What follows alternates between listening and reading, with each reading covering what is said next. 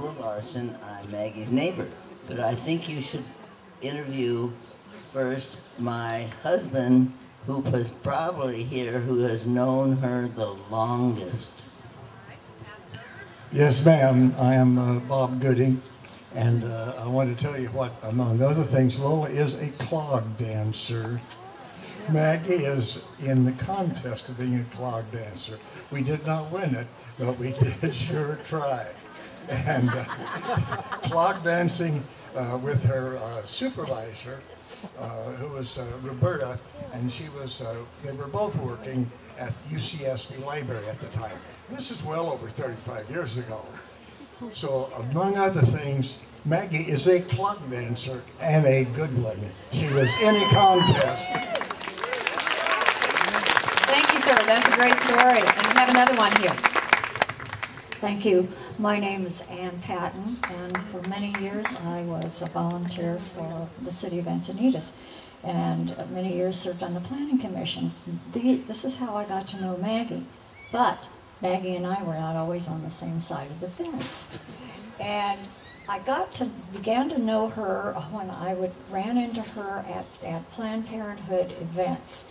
And we had several long conversations about various social issues upon which we thoroughly agreed. And then, as time went on, I had let me back up for just a minute here. I was losing my vision at that time. And I said to her at one of these events, Maggie, I'm a little worried about driving home in the dark.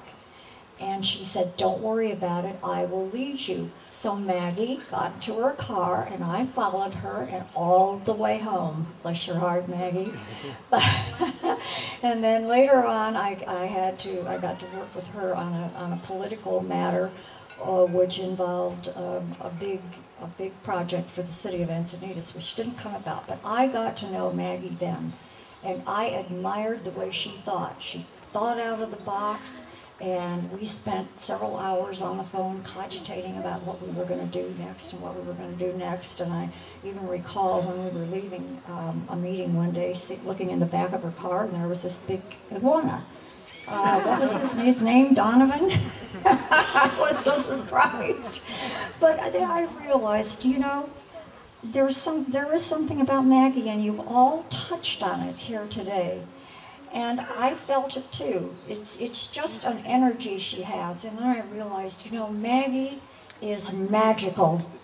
Maggie, you are magical. Thank you, Ann. And of course, anybody else that wants to speak, please let me know.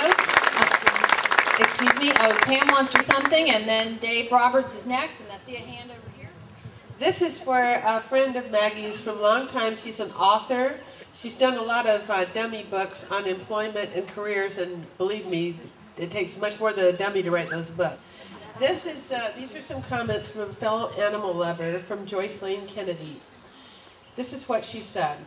To borrow from a favorite poet, Ralph Waldo Emerson, about Maggie Houlihan: to laugh often and much, to win the respect of intelligent people, and to earn the appreciation of honest critics, to find the best in others, to leave the world a bit better, whether by a healthy child, a rescued animal, or a redeemed social condition. To know that even one life has breathed easier because you have lived. This is to have succeeded. Maggie, you have succeeded big time. Yeah. Thank you, Pam. We'll keep that.